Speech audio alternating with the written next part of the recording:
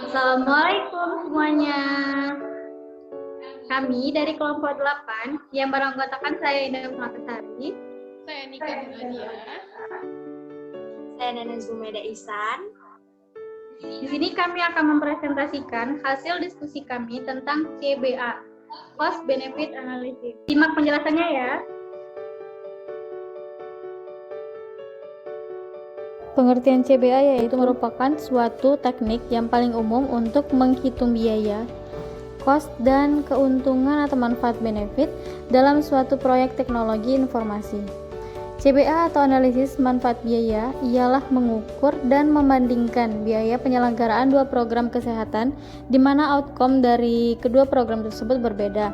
Pengukuran dapat dilakukan dengan menghitung jumlah episode penyakit yang dapat dicegah, kemudian dibandingkan dengan biaya kalau program kesehatan dilakukan.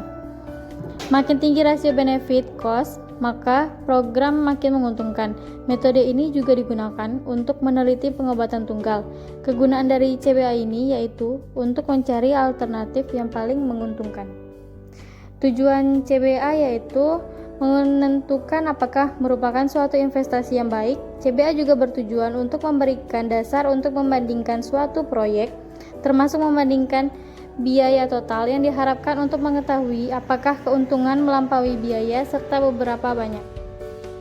Manfaat analisis biaya ialah memasukkan keuntungan dan biaya sosial, juga sebagai dasar yang kuat guna mempengaruhi keputusan legislatif atau sumber dana dan meyakinkan untuk menginvestasikan dana dalam berbagai proyek.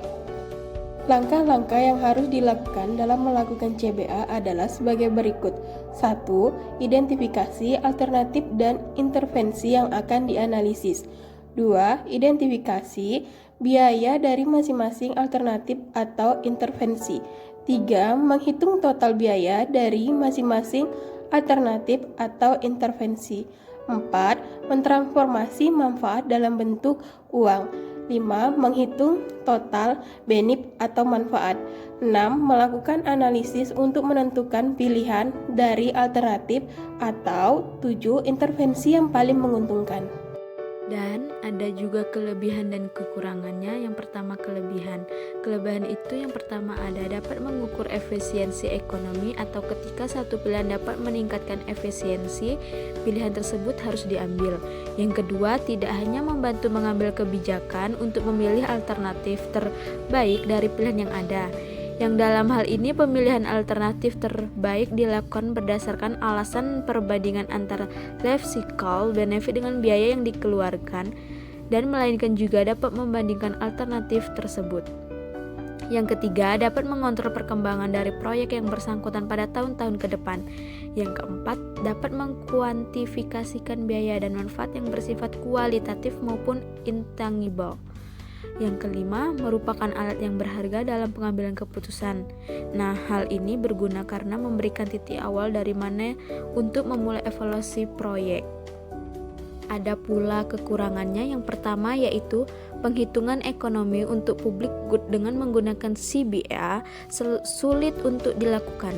Yang kedua, tidak dapat mengukur aspek multidimensional seperti keberlangsungan, etika partisipasi publik dalam pembuatan keputusan, dan nilai-nilai sosial yang lain.